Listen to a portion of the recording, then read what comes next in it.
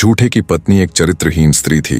दरअसल जिस गांववासी ने भरी पंचायत में झूठे के साथ शर्त लगाई थी, वही व्यक्ति उसकी पत्नी का यार था।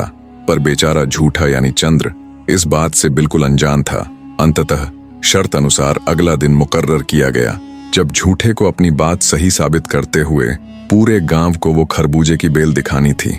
शर्त के बाद झूठा खुशी खुशी निश्चिंत होकर अपने घर चला जाता है और अपनी पत्नी के आगे गंगा स्नान के सफर से लेकर आज वापस लौटने पर गांव वालों के साथ हुई पूरी बातचीत तक का सारा किस्सा कह सुनाता है। झूठे की पूरी बात सुन उसकी बदकार स्त्री बोली, अच्छा, आपने सच में खरबूजे की बेल देखी थी क्या?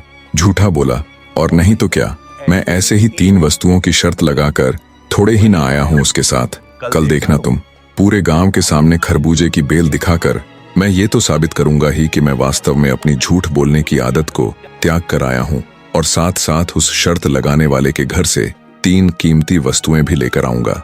झूठे की बात सुन उसकी मक्कार स्त्री कुछ सोचते हुए बोली, अच्छा सियाने, ये तो बताओ तुमने वो खरबूजे की बेल आखिर देखी कहाँ थी?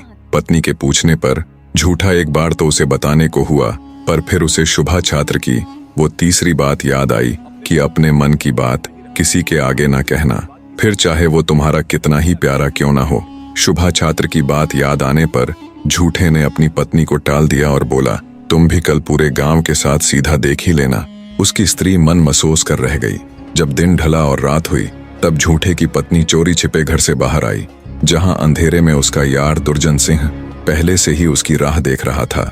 झूठे की पत्नी के बाहर आते ही वो उससे बोला, तुम्हें मेरे और तुम्हारे पति के बीच लगी शर्त का पता तो चल ही गया होगा। क्या तुमने पता किया कि खरबूजे की बेल उसने कहाँ देखी थी? झूठे की पत्नी बोली, मैंने कोशिश तो की थी पर वो बात को टाल गया।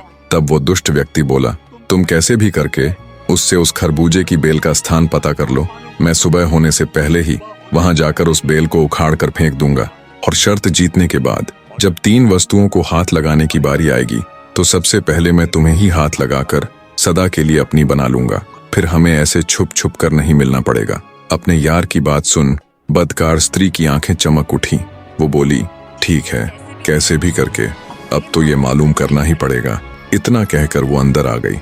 जब रात्रि में सोने का समय हुआ तो वो मक्कार स्त्री अपने पति के पैरों के पास बैठकर उसके पैर दबाने लग जाती है और मीठी मीठी बातें करनी शुरू कर देती है। बने रहे।